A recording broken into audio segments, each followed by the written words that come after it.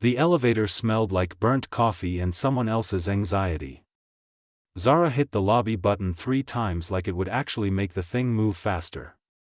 She was wearing an oversized thrifted denim jacket over a white-ribbed tank top, low-rise cargo pants in olive green, and chunky white sneakers that had seen better days. Her braids were pulled into a messy bun held together by 2 pencils and pure stubbornness. A canvas tote bag hung off her shoulder, stuffed with a folder she had been carrying around for 6 weeks without actually opening. Inside that folder was a wrongful termination notice with her name on it. She was 22 and already felt ancient. The elevator stopped on the 14th floor. She had not pressed 14. The doors slid open and a man walked in like he owned the building, which, she would later find out, he basically did. He was tall, somewhere in his mid-30s, wearing a structured charcoal overcoat over a black fitted turtleneck, dark trousers, and clean leather Oxford shoes.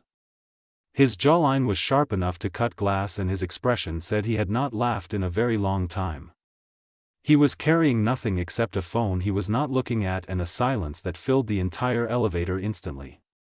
He pressed the lobby button. It was already lit. Neither of them acknowledged this. The elevator groaned and then, with a sound like a bad decision being made in real time, it stopped completely. The lights flickered. A mechanical hum died. The display screen above the doors flashed an error code and went dark. Zara stared at the ceiling. "No," she said out loud, to no one and everyone. The man exhaled slowly through his nose. "How long have you been in this building?" 20 minutes. "You?" 4 years. He looked at the control panel. "This has never happened before." "Congrats on your streak," Zara said flatly. "It's over now." He turned to look at her for the first time. Really look. Something about the way she held herself, exhausted but unbothered, made his expression shift by exactly 1 degree. It was barely noticeable. She noticed it anyway. "Ethan Cole," he said. The name landed in her chest like a stone dropped into still water. Ethan Cole. CEO of Cole Industries. The company that had quietly bought out her mother's small architecture firm 2 years ago, gutted the staff, flipped the assets, and left 12 people without jobs or severance, including Zara's mother, who had not recovered since. Her fingers went cold around the strap of her tote bag. She said nothing. He was watching her face change and not saying a word about it. The emergency light flickered on, casting everything in a dim red glow. "You know who I am," he said quietly. It was not a question.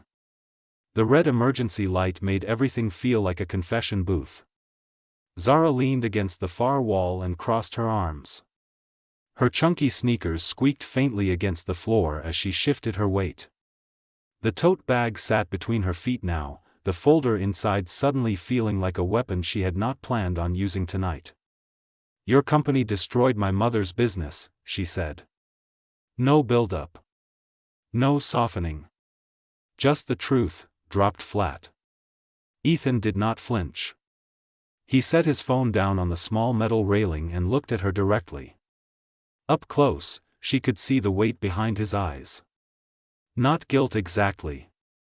Something older than guilt. Something that had been sitting in him for a while. "The Reyes Architecture Group," he said. Zara blinked. "You know the name." "I know every acquisition we have made in the last 5 years." He paused. "I approved that one from a spreadsheet. 12 employees. Profitable client list. Undervalued real estate assets." His voice was flat but something underneath it was fraying. "I never met a single person from that company." "Her name is Camila Reyes," Zara said sharply. "She built that firm from nothing. 15 years.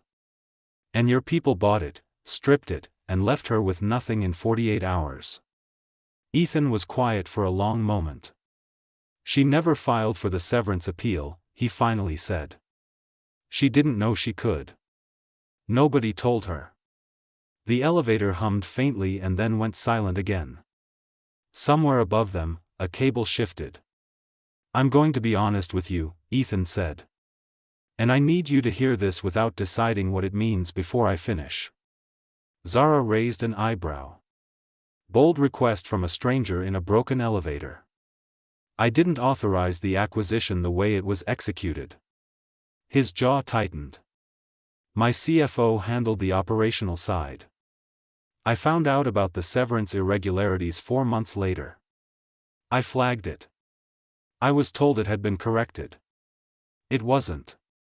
"No," he said. "It wasn't." The silence between them was different now. Still heavy, but not in the same way. "So what did you do?" Zara asked. Ethan looked at her for a long beat. Something moved across his face. Something that looked almost like shame. "I let it go," he said. "Because the person who handled it was someone I trusted. Someone I had known for a long time." He picked up his phone, turned it over in his hand without looking at it. "And I was wrong to do that." Zara stared at him. The dim red light caught the exhaustion carved into his features. He looked like someone who had been winning at everything for so long that losing a single thing had broken something internal and invisible. She should have stayed angry. She wanted to stay angry. It was easier. "Who was it?" she asked instead. Ethan's eyes met hers. "My brother," he said. The elevator suddenly lurched downward 3 inches and stopped hard. Both of them grabbed the railing at the same time. Their hands landed an inch apart.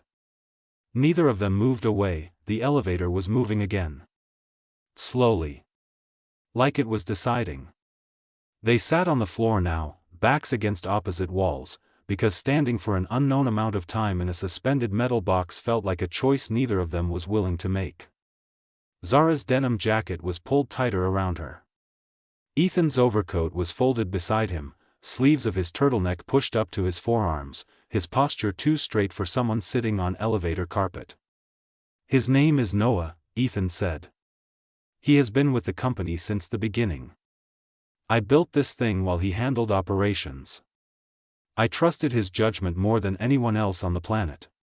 "What changed?" Zara asked. "I started asking questions he didn't like." Ethan's voice was measured but something beneath it was not. "Last year, I found financial inconsistencies. Not small ones. Patterns. The kind that don't happen by accident." He exhaled.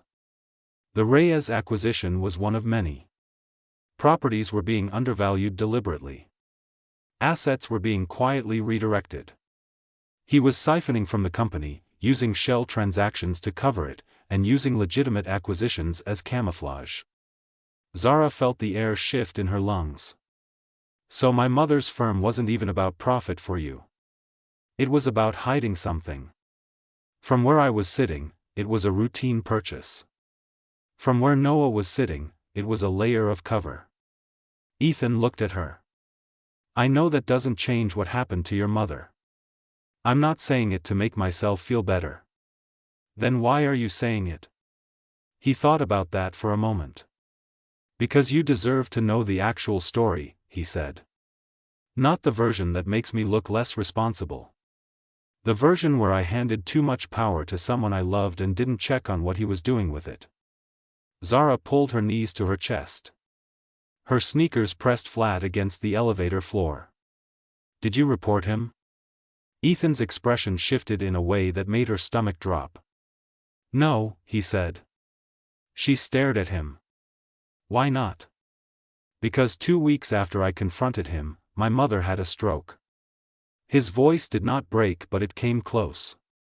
"She was in the hospital for 3 weeks. Noah was there every day. Playing the perfect son. And I stood in that hallway watching him hold her hand and I could not be the person who destroyed what was left of our family." Zara said nothing. The weight of that sentence filled the small space completely. "So you buried it," she said softly. "I restructured his role. Removed his access. pushed him out quietly. Ethan stared at his hands. I told myself it was enough. That the damage was done and blowing it open would only hurt more people. But it wasn't enough. No. He looked up. Because he didn't stop. He just got more careful. The elevator dinged. The doors opened on the lobby floor.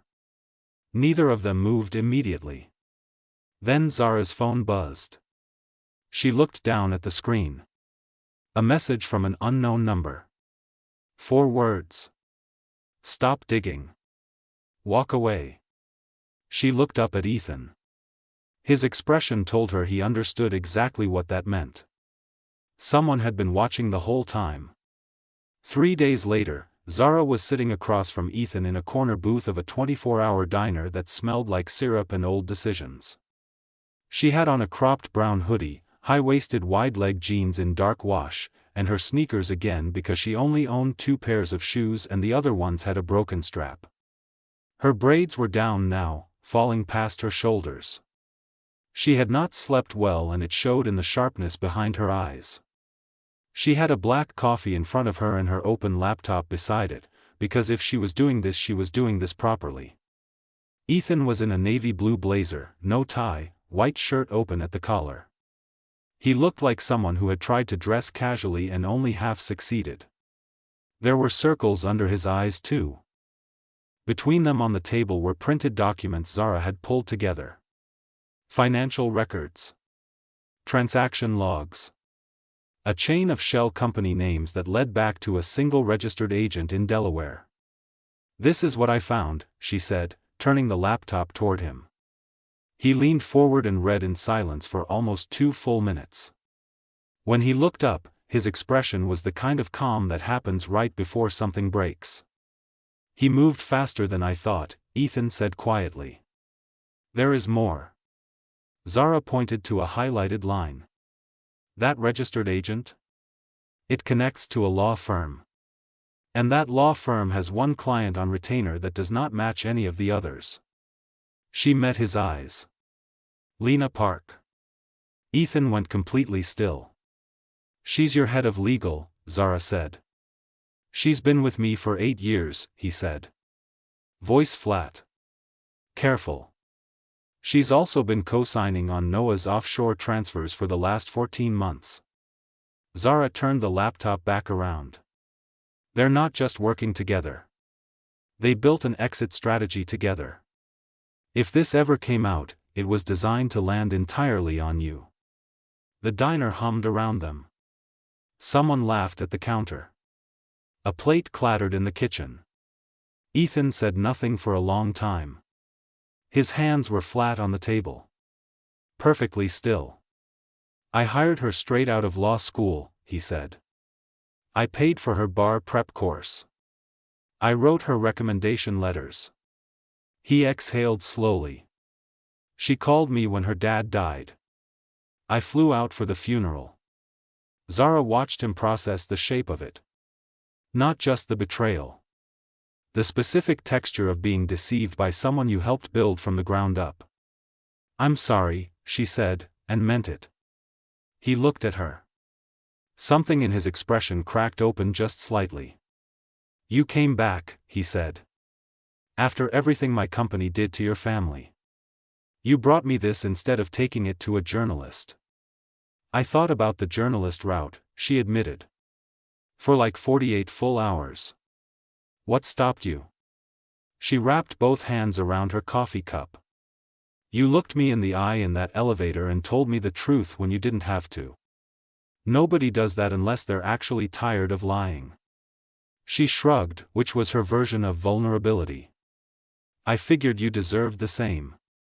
He looked at her like she was something he had not encountered before and did not quite have language for yet. Then his phone rang. He glanced at it and his jaw set hard. It was Noah. Don't answer it, Zara said immediately. I have to. He stood up, dropped his blazer back over his shoulders. Because if he knows we know, we lose the window. His eyes met hers. I need you to trust me for about 12 hours. That is a terrible ask, she said. I know. She looked at him for a long moment. The diner light caught the tension in his face and the steadiness underneath it. 12 hours, she said. Not 13. He almost smiled. It was the closest she had seen him get. He walked out into the night and answered the call. And Zara stared at the documents on her screen and felt the very specific terror of caring what happened to someone you had only just decided not to hate. 12 hours became 14. Zara was sitting on the floor of her apartment with her back against the couch, laptop on her knees, when the knock came at her door at 2 a.m. She was in an oversized sleep shirt and old joggers with a drawstring she had replaced with a shoelace. Her braids were tied up in a silk scarf. She looked exactly like someone who had been mainlining anxiety and green tea for the past half day. She opened the door. Ethan was standing in the hallway looking like something had burned through him and he had survived it, but only technically. His blazer was gone. His shirt was untucked. His eyes were still sharp, but the sharpness had a new quality to it now. Something scraped clean. "It's done," he said. She stepped back and let him in. He sat on her couch, forearms on his knees, staring at the middle distance. She sat on the floor in front of her coffee table and waited. "I met with Noah," he said. "I recorded everything. I let him think I was coming to make a deal. To keep it quiet one more time. A beat. He confessed to all of it. The transfers. The shell accounts. Lena. The frame he was building around me." His voice was even, but it cost him something to keep it that way. He said he deserved more from the beginning. That I got everything because I was the one who looked the part. Ethan exhaled. "My own brother." Zara said nothing.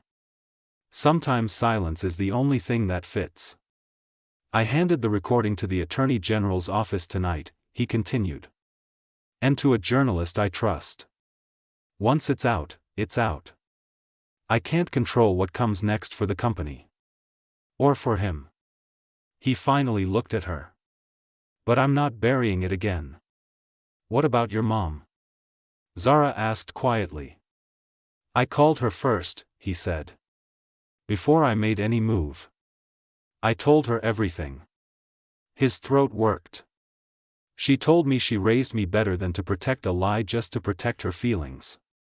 He looked down at his hands. "She's the strongest person I know." Zara felt something loosen in her chest. "I also spoke with a lawyer today," Ethan said. "About the severance situation. About your mother and the other 11 employees." He met her eyes. "Full back pay. Benefits restitution. And a formal letter of apology from the company. Not PR language. A real one." He paused. "It doesn't fix 4 years of damage." "I know that." "No," Zara said. "It doesn't. But it's what I can actually do." His voice dropped.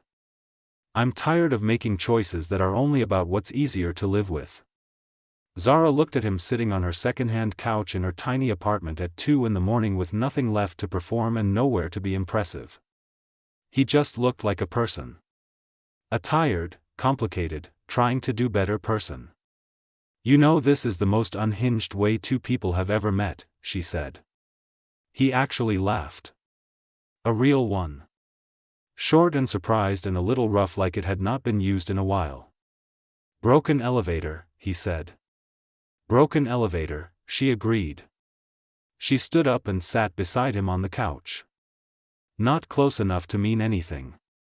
Close enough to mean something." "I'm not forgiving you," she said. "Like, to be clear. For the company stuff. That's going to take time." "I know. But I'm also not walking away," she said. "Because I think you might actually be trying to be a different version of yourself, and that is worth something." He looked at her for a long moment. The apartment was quiet around them. A city hum pressing softly at the windows. "You are the most direct person I have ever met in my life," he said. Yeah, she said. It's a gift. Outside, the first gray light of morning was beginning to soften the skyline. Somewhere across the city, a real story was about to break. A family was about to fracture and start healing at the same time. Two women who had been owed something for years were about to get a fraction of it back. And two people who had every reason to walk away from each other were sitting on a couch at the edge of a new day, figuring out what came next. Not because it was easy. Because it was honest. And sometimes that is the only foundation worth building on. The end.